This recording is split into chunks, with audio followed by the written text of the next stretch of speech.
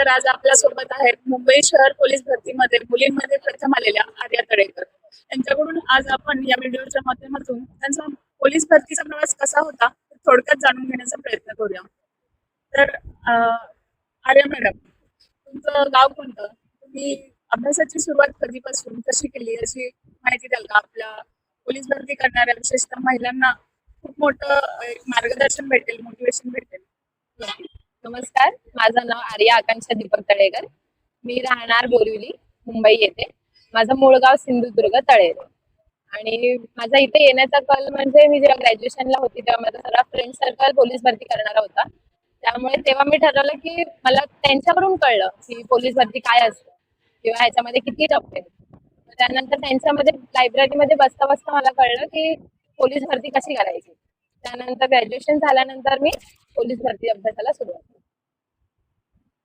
तुम्ही पोलीस भरतीमध्ये येण्याआधी तुमचं स्पोर्ट्स बॅकग्राऊंड आहे, तुम्ही सांगितलं मला की तुम्ही खो खो मध्ये, तर तेही जाणून घ्यायला आवडेल की आम्हाला तुम्ही स्पोर्ट्स मध्ये काय काय केलं.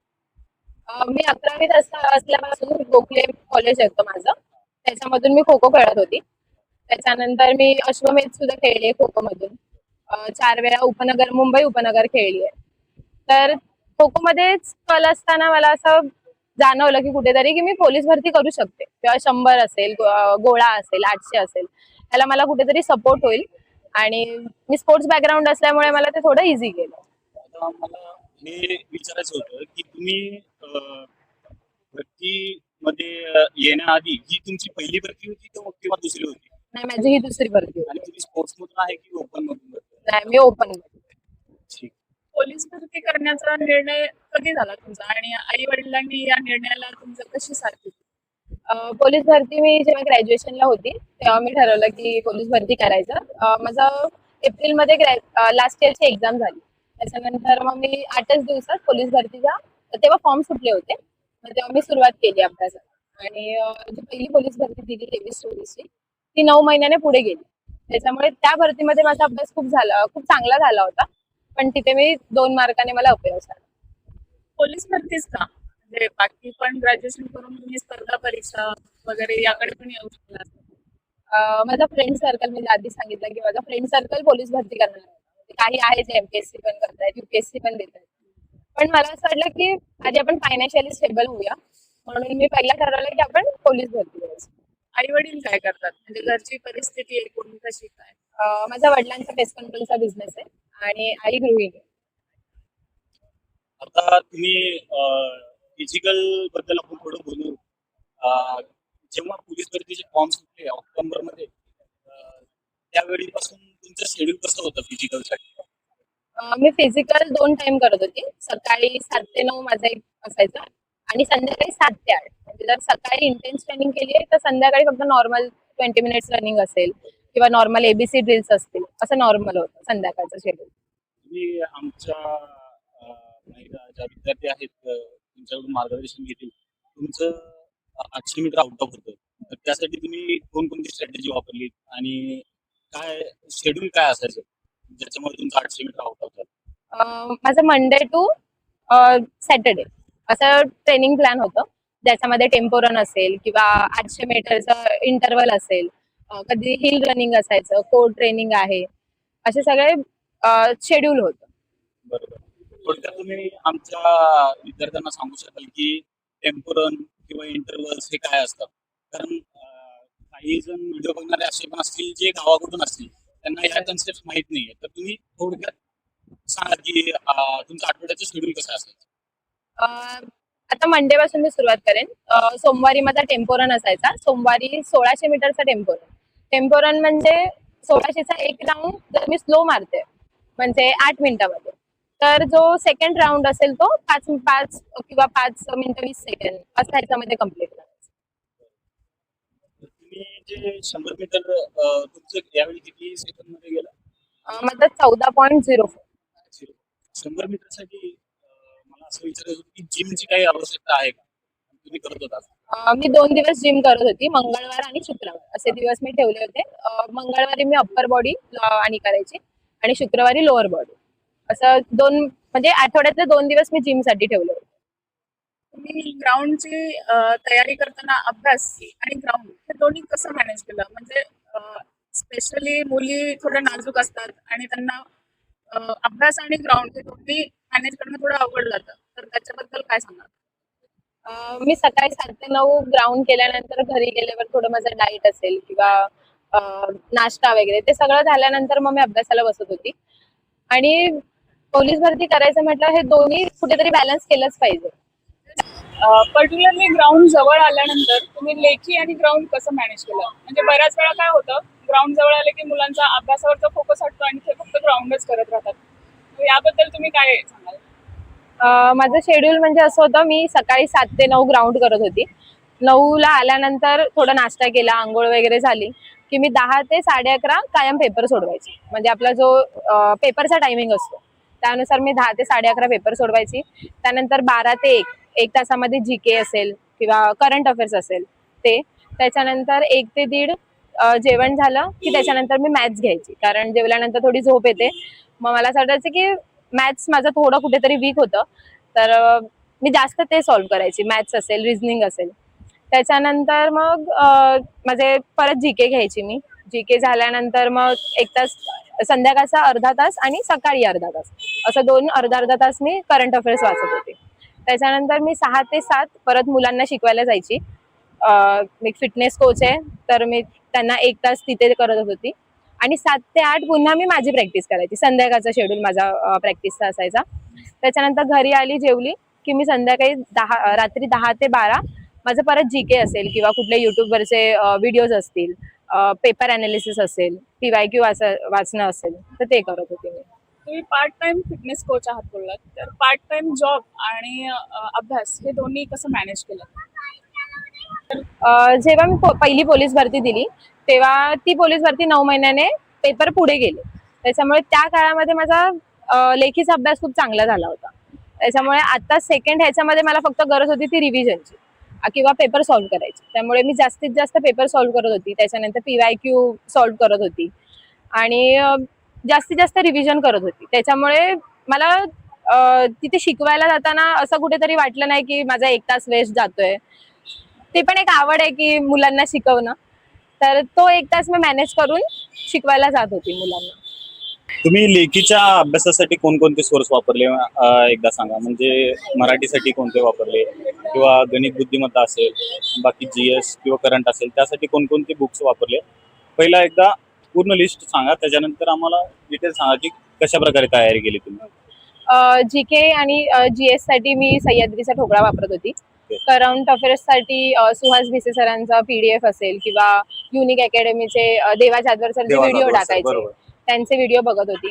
त्याच्यानंतर मॅथ्स साठी मी सचिन ढवळे सरांचं घेतलं होतं, मॅथ्स आणि रिझनिंग दोन्ही. स्पेशल तुम्ही त्यांची बॅच घेतली होती का? हा, पोलीस भरतीसाठी मी पोलीस भरतीची जी त्यांची बॅच आहे ती केली. जीएस साठी तुम्ही काय वाचत होता? सह्याद्रीचा ठोकळा वाचत होता. सह्याद्रीचा ठोकळा. तो किती वेळा रिव्हिजन केला तुम्ही आतापर्यंत? तरी 50 पेक्षा जास्त वेळा तरी तो माझा रिव्हिजन झाला असेल, कारण मी एकच ठेवलं होतं सोर्स.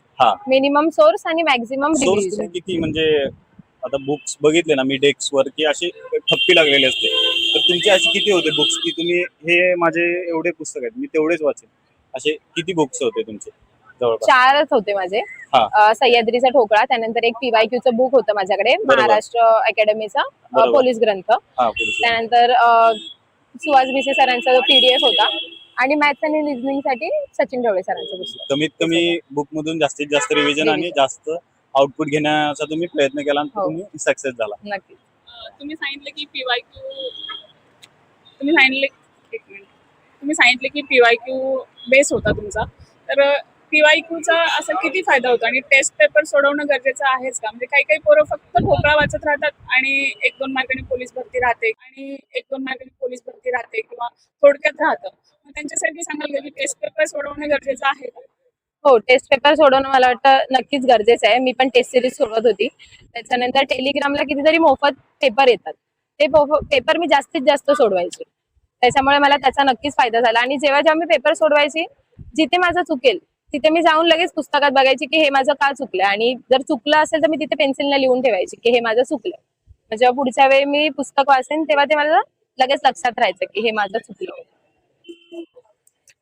पेपर सोडवताना असं होतं ना की पेपर तुम्ही सोडवला त्याच्यानंतर मार्क केले मला 100 पैकी समजा 60 पडले आणि मी पेपर ठेवून गेला, तसं न करता तुम्ही ते अनालिसिसचं सांगितलं. तर तुम्ही मला जरा व्यवस्थित सांगा की अनालिसिस कशा प्रकारे केले पाहिजे जेणेकरून आपल्याला प्रत्येक दिवशी 1% आपण प्लस होत जाऊ. जेव्हा जेव्हा मी सांगितलं जसं की चुकेल तिथे मी आता सपोज संधीचा आहे तर संधी माझी जी चुकली आहे तिथे मी लिहून ठेवायची की माझं ह्या टॉपिक मधलं संधीचं चुकलेलं आहे आणि तिकडे मी गोल करून ठेवायची. त्यामुळे जे मी पुन्हा वाचेन तर मला लक्षात यायचं की हा शब्द किंवा ही संधी माझी चुकली होती. त्याच्यामुळे जेव्हा रिपीट मी वाचायची त्यामुळे पुढे जेव्हा तीच गोष्ट येईल किंवा तीच संधीचा एखादा क्वेश्चन आला तर माझा नव्हताच. PYQ थ्रू आणि टेस्ट पेपर थ्रू तुमची रिव्हिजन चांगली चांगली होते होते. आणि चुकलेला माणूस कधी विसरत नाही म्हणतात तसं तुमचं चांगली रिव्हिजन झाली. तुम्ही आणखी एक तुम्ही जेव्हा म्हणजे भरती डिक्लेअर झाली I think ऑक्टोबरच्या एंडिंगला, हो. तिथून ते 12 एप्रिलच्या दरम्यान तुम्ही किती पेपर सोडवले आणि म्हणजे समजा वीकली किंवा एका महिन्यात किती पेपर सोडवायचा टेस्ट सिरीज? तरी वीकली नाही सांगता येणार पण ह्या काळामध्ये भरतीच्या काळामध्ये मी भरतीच्या काळात. 100 ते 150 पेपर तरी माझे नक्कीच झाले. कारण मी जसं सांगितलं गेल्या भरतीमध्ये माझी रिव्हिजन चांगली झाली होती. बरोबर. त्याच्यामुळे आता मी जास्त फोकस केला पेपर सोडवण्यावर आणि PYQ सोडवण्यावर. तुम्ही भरती काळात आपण जेव्हा फॉर्म भरतो काही मुलांचं असं असतं की मी भरतीला फॉर्म भरला तिथून माझी सुरुवात पुस्तक घ्यायला किंवा मी ग्राउंडला नवीन शूज घ्यायला तिथून सुरुवात. तुमचं असं वैयक्तिक काय मत आहे की किती मार्कांपर्यंतची तयारी पाहिजे किंवा 40 मार्कापर्यंत माझं ग्राउंड तयार पाहिजे किंवा 80 मार्कापर्यंत माझी लेखी तयार पाहिजे की किंवा ज्या वेळी फॉर्म सुटतो त्याच्या आधी कितीची तयारी पाहिजे? त्यासाठी ग्राउंड मध्ये 40+ आणि लेखीला 85च्या वर असेल तर मला सेफ स्कोर वाटतं. की हा स्कोर कधी पाहिजे की तुम्ही फॉर्म सुटायच्या आधी?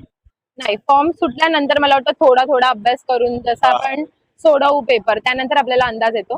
कारण जोपर्यंत पेपर सोडवत नाही किंवा आपला एखादा सिलेबस कंप्लीट होत नाही तोपर्यंत आपल्याला कळत नाही की आपला अभ्यास किती झालाय. बरोबर. थोडा मला असं वाटतं की थोडा सिलेबस कंप्लीट झाल्यानंतर पेपर सोडवला पाहिजे त्याच्यासोबतच पेपर सोडवले पाहिजे. त्याच्यामुळे एक अंदाज येतो की आपल्याला पेपरमध्ये किती मार्क्स पडतात किंवा आपल्या पेपरमध्ये काय चुकतं हे कळतं. स्पेशली तुम्ही फिटनेस कोच आहे तर मुलींना शिनपेनचा भरपूर त्रास होतो. तर त्यासाठी तुम्ही काय सांगाल की फिजिकलच्या तयारीवेळी ही या काळजी घ्या किंवा गोळा जात नाही काही जणांचा. स्पेशली तुम्ही रनिंग पासून चालू करा की रनिंगला जे शिनपेन वगैरे होतात किंवा त्याच्यावर तुम्ही काय सजेशन द्याल की काय करावं? कारण मी असं बघितले खूप ठिकाणी गावाकडे शूज पण वापरत नाहीत मुली पूर्ण Bare मोकळ्या पायाने बेअरफूट करतात. तर तुम्ही यासाठी काय सांगाल? मला असं वाटतं शूज तर वापरलेच पाहिजेत. हा. कारण आपण जेव्हा कॉन्क्रीटवर पळतो त्यानंतर आपले लेग्स थोडे म्हणजे फ्लॅट फूट होत जातात. बरोबर.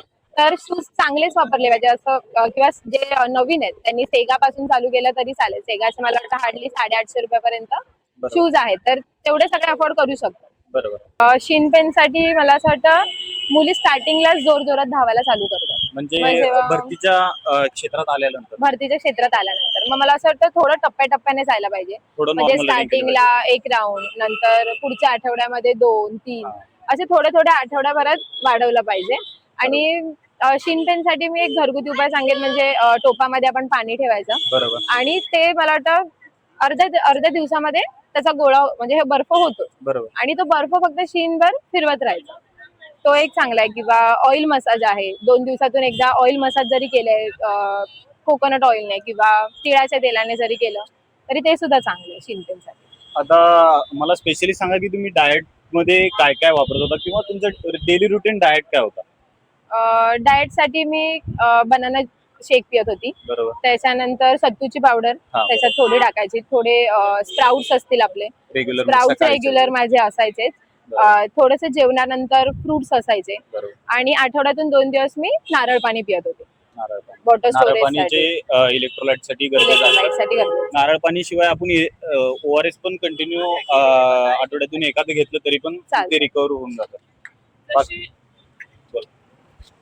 जशी एक्झाम जवळ येते तसं बऱ्याच मुलांचा स्ट्रेस वाटतो आणि त्या स्ट्रेसमध्ये त्यांनी झोप पुरेशी न घेता रात्र जागून अभ्यास करणं सकाळी उठून लवकर उठून परत ग्राउंडला जाणं असं होतं, म्हणजे झोप कंप्लीट करत नाहीत आणि त्याचा परिणाम एक्झाम वरती होऊ शकतो. नक्कीच. तर याच्याबद्दल काय सांगाल, म्हणजे स्ट्रेस मॅनेजमेंट बद्दल थोडंसं हा. सांगा. मी स्ट्रेस मॅनेजमेंट म्हणजे मी 6 ते 7.5 तास तरी झोप घेत होती. म्हणजे झोप आणि पुरेशी झोप घेणं गरजेचं आहे. गरजेचं आहे नक्कीच.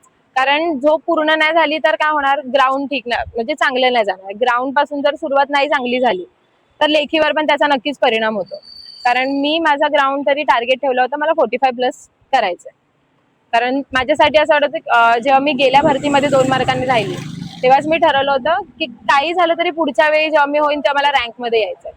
त्यामुळे मी सुद्धा तयारी सुद्धा तशीच चालू केली होती आणि 6 ते 6.5 तास झोप तर मी घेतच होते. तुम्ही सांगितलं की लास्ट भरती तुमची 1-2 मार्क्सनी हुकली.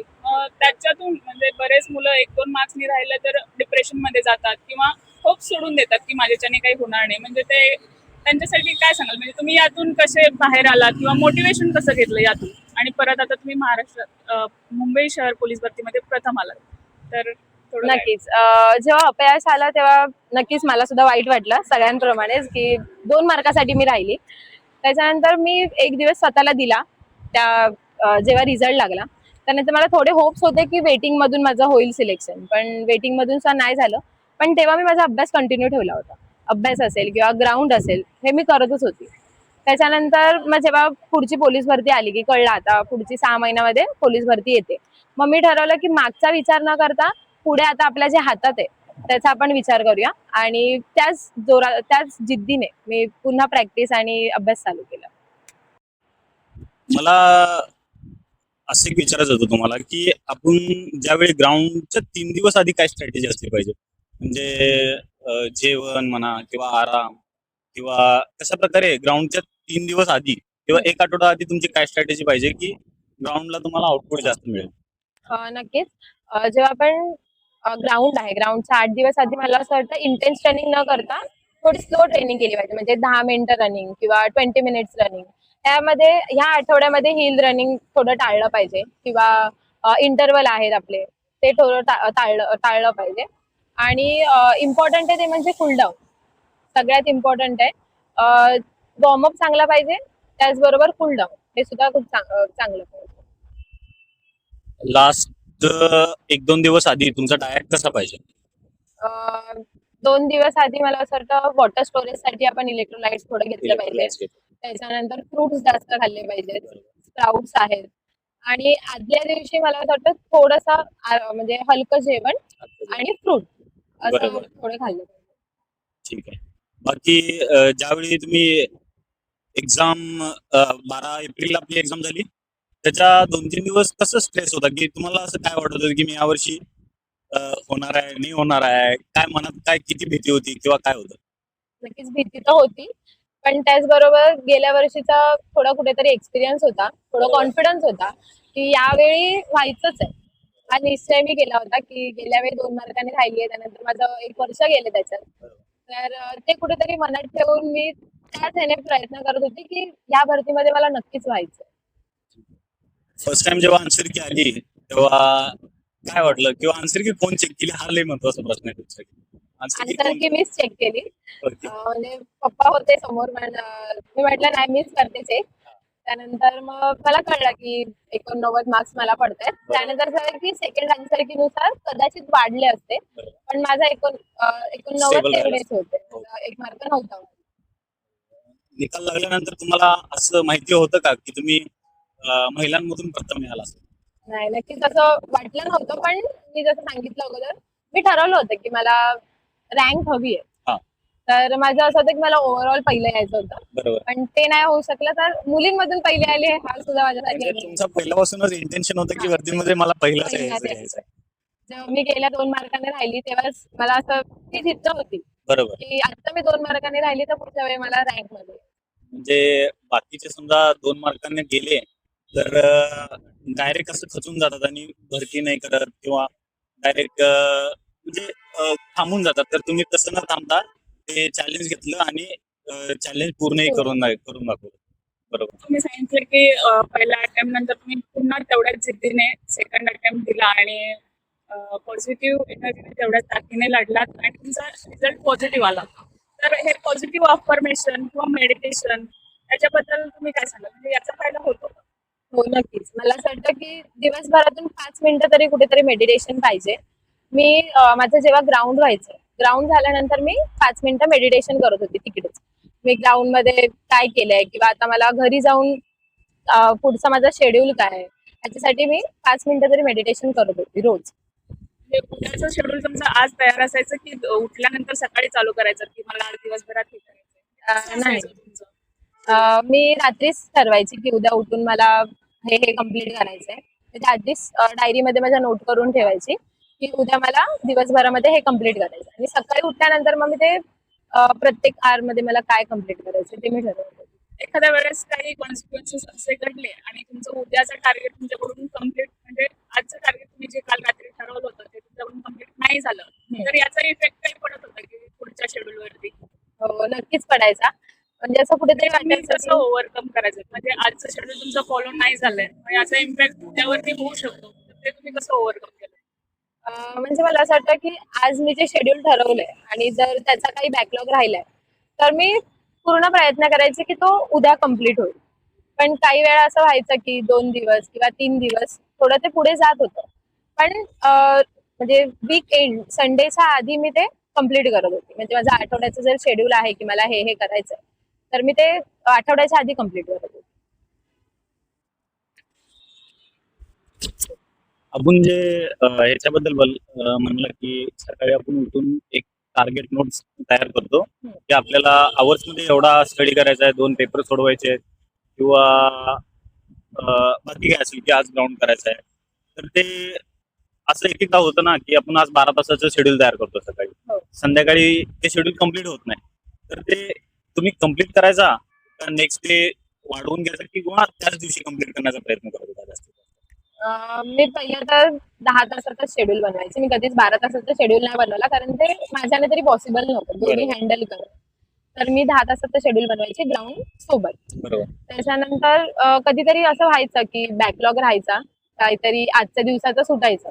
पण मी ते सकाळी उठून लवकर प्रयत्न करायचे ग्राउंडला जायच्या आधी की ते कम्प्लीट करेन. बरोबर. किंवा जर तेव्हा नाही झालं तर नक्कीच आल्यानंतर मी प्रयत्न करायचे की ते माझं पूर्ण व्हावं. पोलीस भरती किंवा स्पर्धा परीक्षा करताना कधीतरी एखादा असा क्षण येतो की जेव्हा वाटतं की जाऊ दे माझ्याच्याने होणार नाही, मी सोडून देते. असा क्षण तुमच्या या भरतीच्या प्रवासात आलाय का? असा क्षण नक्कीच आला माझ्या आयुष्यात सुद्धा. पेपरच्या 8 दिवसा आधी मी खूप आजारी पडली होती आणि तेव्हा मी उठूच नव्हती शकत अशी परिस्थिती आलेली. तेव्हा मला असं वाटलं की आता माझ्याने नाही होणार आणि मग तेव्हा मला माझ्या फॅमिलीने सपोर्ट केला की नाही यावेळी होईल. तेव्हा माझे 2 मित्र आहेत अभि, सोहम, ज्यांनी मला सांगितलं की नाही तू कर आता इथपर्यंत जर तू जिद्दीने आलीयस तर पुढे पण नक्कीच होईल. आम्ही आहोत तुझ्यासोबत. आणि फॅमिली आणि फ्रेंड्सचा सपोर्ट असल्यामुळे मला असं वाटतं ते कुठेतरी इझी गेलं मला टॅकल करणं. Next last. जेव्हा तुम्हाला समजलं की तुम्ही मेरिट मध्ये प्रथम आलाय आणि तेव्हा निकाल लागल्यानंतर तुमच्या घरच्यांची आणि तुमची काय रिएक्शन होती तुमच्याबद्दल, किंवा खुश होते, इमोशनल असेल, काय होतं? माझे घरचे तर खूप खुश होते. त्यांना कधीच एक्सपेक्ट नव्हतं की मी पहिली आहे. त्याच्यामुळे आई वडिलांना तर खूपच आनंद झाला होता. पण त्याच्यासोबत जे आमच्या आजूबाजूचे आहेत त्यांना सुद्धा खूप आनंद झाला की नाही मुलगी गेल्या वेळी राहिली किंवा ते मला अभ्यास करताना बघत होते डेली. तर बोला बोला तुम्ही. तर डेली ते मला अभ्यास करताना बघत होते. मग त्यांना पण जेव्हा कळलं की ही पहिली आली तेव्हा कुठेतरी असं वाटलं की जो अभ्यास केलाय त्याचं सार्थ झालं ना. नक्कीच. तुम्ही आमच्या या छोट्याशा मुलाखतीच्या माध्यमातून तुम्ही खूप साऱ्या गोष्टी सांगितल्या ज्या आमच्या भविष्यातील ज्या मुली पोलीस होणार आहेत त्यांच्यासाठी मार्गदर्शक ठरेल. आणि तुम्ही एक 2 शब्दात काय एक मुलींना मोटिवेशन कर एखादं शब्द सांगा की तुमच्याबद्दल. मी मुलींना एकच सांगेन की कधीच खचून जाऊ नका आणि कायम प्रयत्न करत राहा. कारण कन्सिस्टन्सी खूप इम्पॉर्टंट आहे आपल्या याच्यामध्ये. प्रॅक्टिस खूप इम्पॉर्टंट आहे आणि जर तुम्ही सातत्य ठेवलं तर यश हे नक्कीच तुमचं. ठीक आहे. थँक्यू आर्या मॅडम, आणि तुम्हाला तुमच्या भविष्यातील वाटचालीसाठी खूप खूप शुभेच्छा. इतक्या जिद्दीने आणि मेहनतीने तुम्ही जी पोलिसांची म्हणजे नोकरी मिळवली, ती नोकरी इथून भविष्यात म्हणजे नोकरी जेवढं मिळवणं अवघड आहे, त्याच्यापेक्षा अवघड टिकवणं खूप आहे. नक्कीच तुम्ही प्रयत्न करा की भविष्यात तुमच्याकडून चांगल्या गोष्टी होतील आणि तुम्हाला पुढील भविष्यासाठी खूप खूप शुभेच्छा. थँक्यू.